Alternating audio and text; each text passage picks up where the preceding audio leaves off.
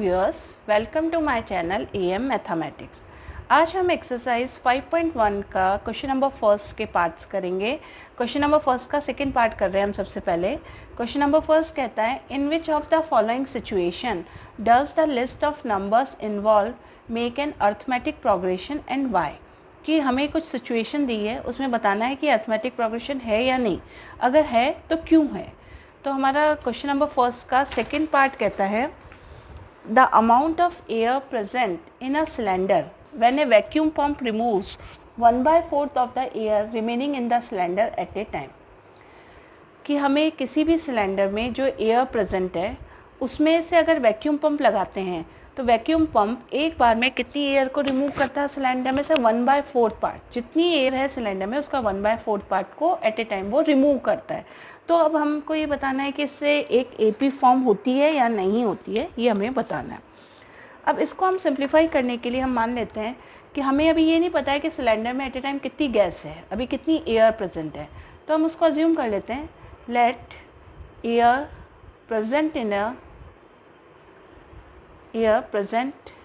in a cylinder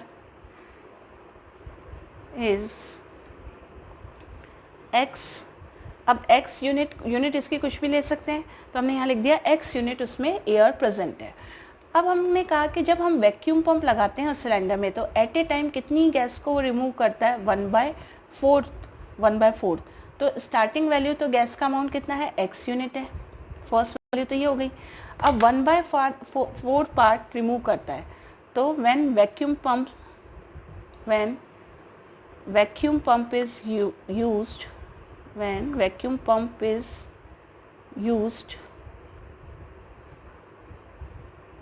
it removes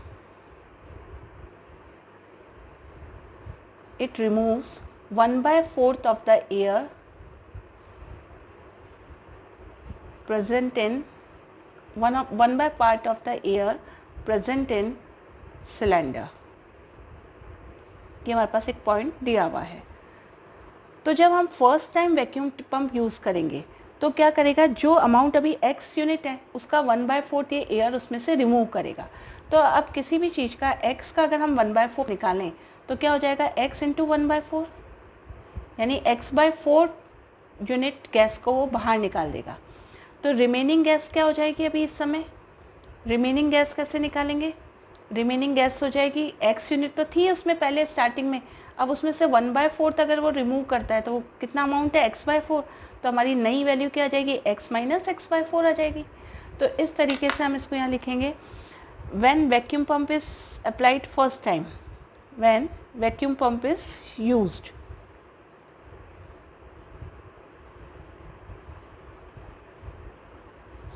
first time, vacuum pump जब first time use लेते हैं, when vacuum pump is use first time, the remaining gas in cylinder, the remaining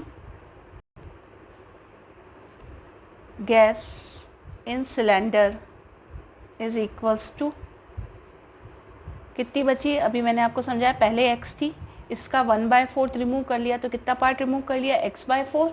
अब x/4 part remove कर लिया तो remaining gas कितनी हो गई, x माइनस x/4। अब इसके नीचे कुछ नहीं, यानी 1 है, तो एलसीएम लेंगे, 4 आ गया, 1 से डिवाइड किया तो 4 आया, तो इधर आया 4x, 4 से 4 को डिवाइड किया तो 1 आया, 1 से x को मल्टीप्लाई किया तो -x आया, तो 4x में से x गए तो गैस का अमाउंट कितना बचा, 3x/4। यानी वैक्यूम पंप जब फर्स्ट टाइम अपन ने यूज़ कर रहे हैं उस समय हमारी गैस कितनी बच गई, उसके बाद सिलेंडर में 3x/4, यानी गैस की जो सेकेंड वैल्यू है रिमेनिंग गैस की वो ये आ गई। स्टार्टिंग में तो हमने x मानी थी। अब सेकेंड टाइम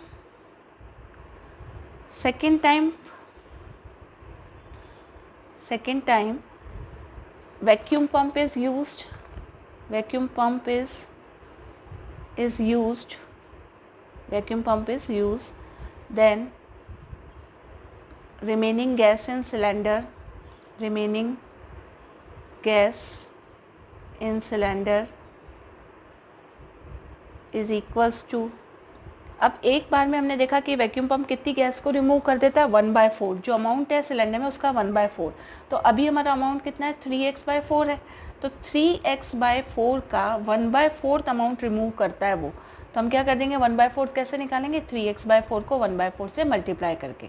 तो कितना पार्ट करा 3x बन जाए 3x और नीचे 3x/16, ये अमाउंट वो क्या कर देगा रिमूव कर देगा। तो अब गैस कितनी बच जाएगी सेकेंड टाइम पंप यूज़ करने पे, इससे पहले थी 3x/4, उसमें से 3x/16 माइनस कर दें तो अब रिमेनिंग अपने पास आ जाएगी। तो हम लिख देंगे 3x/4 माइनस 3x/16, ऐसे ही निकालेंगे इसको। अब हमको क्या दिख रहा है यहाँ पे एलसीएम लेना पड़ेगा। एलसीएम लेने पे 16 आया, 4 से डिवाइड किया तो 4 आ गया, 4 से 16 को डिवाइड किया तो 4 आया, 4 से ऊपर मल्टीप्लाई किया 4 3 जा 12x माइनस 16 में जा 16 1 को 3x से किया। अब 12x में से 3x माइनस गया तो कितना बचा, 12 में से 3 गए तो हमारे बच गया 9x/16। अब कुछ कट नहीं रहा है इसमें, तो ये हमारा क्या हो गया रिमेनिंग गैस का अमाउंट आ गया 9x/16। इस तरीके से जब भी वैक्यूम पंप लेंगे इस तरीके से हम निकालते रहेंगे। अब एक फोर्थ वैल्यू भी निकाल सकते हैं, या हमें कम से कम 3 वैल्यू से हमारे 2 कॉमन डिफरेंस आ जाएंगे, तो हम चेक कर सकते हैं कि वो सेम आ रहे हैं या नहीं आ रहे हैं। मैं आपको एक और करके बता देती हूँ। अब गैस का अमाउंट है 9x/16, तो 9x/16 का कितना पार्ट रिमूव करेगा, 9x/16 का 1/4, क्योंकि हमेशा ये क्या करता है 1/4 पार्ट रिमूव करता है। तो ये हो गया 9x बन जा 9x और 16 4 जा अपने हो गए 68, सॉरी 6 4 जा 24 और 64 आ गए। अब ये वाला अमाउंट क्या होगा माइनस करना पड़ेगा जो अमाउंट है। तो अभी कितना गैस है 9x/16, उसमें से 9x/64 माइनस करेंगे और जैसे अभी सॉल्व किया वैसे सॉल्व करेंगे तो हमारे पास 4 टर्म आ जाएगी। तो हम लिखेंगे third time vacuum pump is used, then remaining gas का अमाउंट निकालना है हर बार, रिमेनिंग गैस इन सिलेंडर। अब इसको कैसे करेंगे, पहले गैस कितनी थी अपने पास 9x/16 थी, इसमें से अब जो रिमूव किया वो ये किया 9x/64 रिमूव किया तो इसको माइनस कर देंगे इसमें से। अब हमको देख रहा है इसमें हम सिंप्लीफाई कैसे करेंगे, एलसीएम लेके करेंगे। तो एलसीएम इनका आ गया 64 आ गया, 16 से डिवाइड किया तो 4 टाइम्स गया, 9 4 जा 36x हो गया, 64 से 64 को डिवाइड किया 1 आया माइनस 9x। तो ये वैल्यू आ गई हमारी 27x/64। तो ये वैल्यू आ गई। अब ये फोर्थ वैल्यू हो गई। अब इन वैल्यू को हम लिस्ट ऑफ नंबर की तरह लिख लेते हैं और फिर चेक करते हैं ये एपी है या नहीं। अब हमारे पास ये जो मैंने रेड इसको मार्क करी है, जैसे ये तो मैंने करा एक्स यूनिट, दूसरी हमारी वैल्यू आ गई 3x/4, 9x/16 थर्ड वैल्यू आ गई 27x/64 फोर्थ वैल्यू आ गई। इन सबको लिख लेंगे हम। तो ये हो गया x, 3x/4, 9x/16, 27x/64 and so on. इस तरह से टर्म्स आती जाएगी, कॉमा करके लिखते हैं। अब इसके अंदर हम देखें कि अगर ये AP होगा तो इनमें कॉमन डिफरेंस क्या होना चाहिए, सेम होना चाहिए। तो हम इसमें क्या करेंगे, कैसे चेक करेंगे कि ये AP है या नहीं, कॉमन डिफरेंस निकालेंगे। तो कॉमन डिफरेंस D निकाला। तो सबसे पहले अब अपन जानते हैं कि फर्स्ट टर्म A1 को से रिप्रेजेंट करते हैं इसको, ये A2 है, ये A3 है, ये A4 है एंड सो ऑन। तो कॉमन डिफरेंस कैसे निकालते हैं, A2 minus A1, this minus this. तो पहला अपन ने कॉमन डिफरेंस निकाला 3x/4 माइनस x। अगर इसको करते हैं तो एलसीएम 4 आ गया, या 3x यहाँ 1 है तो 1 से जब 4 आया 4x, 3x माइनस 4x, यानी ये क्या आया -x/4। तो इस केस में कॉमन डिफरेंस क्या आया हमारा -x/4। अब थर्ड टर्म में से सेकेंड माइनस करें तो फिर D निकालें, तो 9x/16 माइनस 3x/4, ये करके देखें। अगर ये सेम आता है तब तो AP होगा और सेम नहीं है तो ये AP नहीं होगा। तो इसमें एलसीएम लिया तो 16 आ गया, 16 से 16 को डिवाइड किया 1 से करा तो 9x -4 से डिवाइड किया तो 4 4 जा 16, 4 3 जा 12। अब 12x में से 9x गए तो क्या हुआ, -3x/16। तो हम देख रहे हैं कि इस समय कॉमन डिफरेंस सेम नहीं है। अब एक और निकाल लेते हैं, वैसे इसी से क्लियर हो गया, हम नेक्स्ट टर्म नहीं निकालते तो भी कोई ज़रूरत नहीं थी। तो हम यहाँ कह रहे हैं कि -x/4 is not equals to -3x/16। No it is not a AP। तो हमारा आंसर हो गया no it is not AP। अब कारण भी देना है क्यों नहीं है, बिकॉज कॉमन डिफरेंस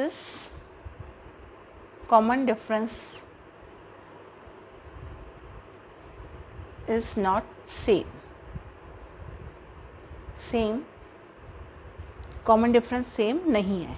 ये अलग आया, ये अलग आया। अगर ये सेम आता तो ये AP होती, अब ये डिफरेंस सेम नहीं है तो ये AP नहीं है। No it is not AP because common difference is not same. तो ये हमारा इसका आंसर हो गया।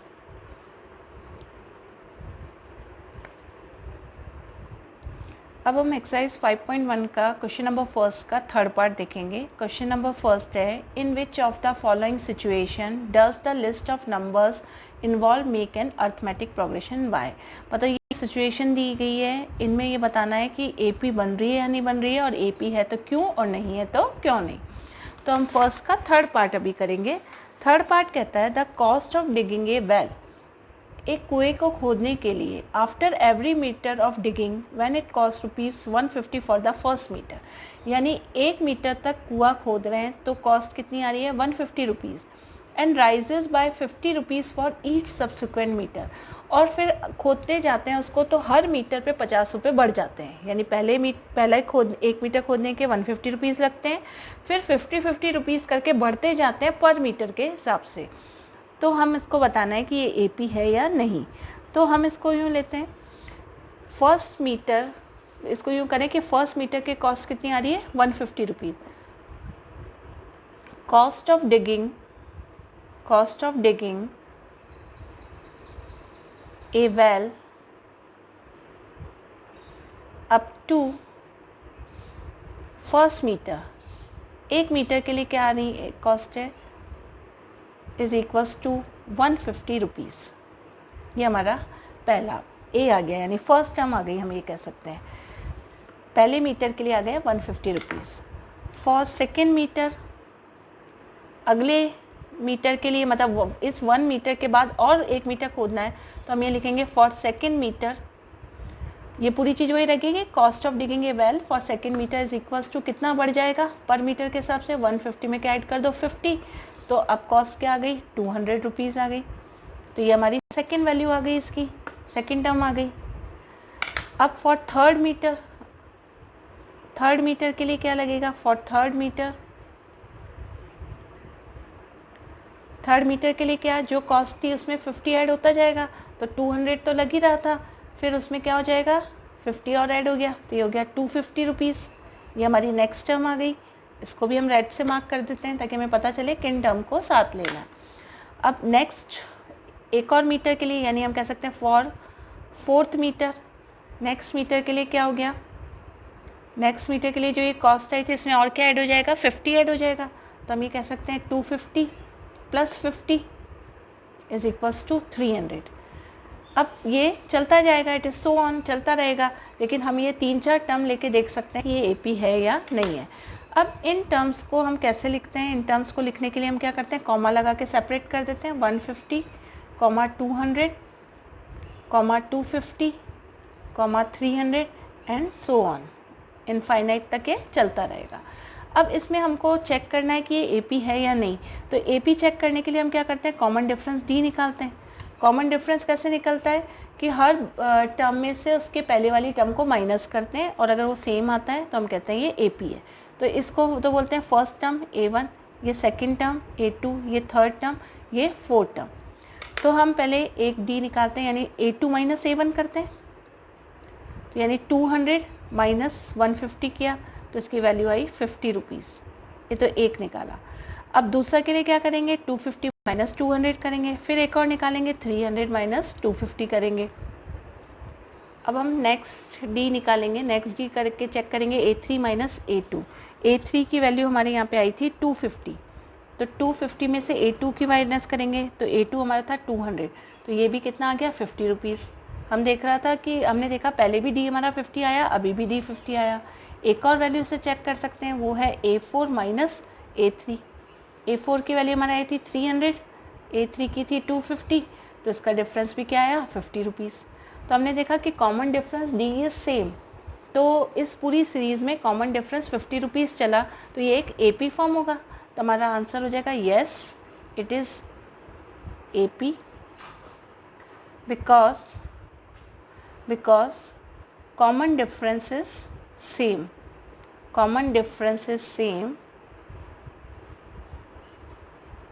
common difference is same throughout the series। तो इस तरीके से हम ये क्वेश्चन सॉल्व करेंगे। थैंक यू, ये हमारा आंसर हो गया।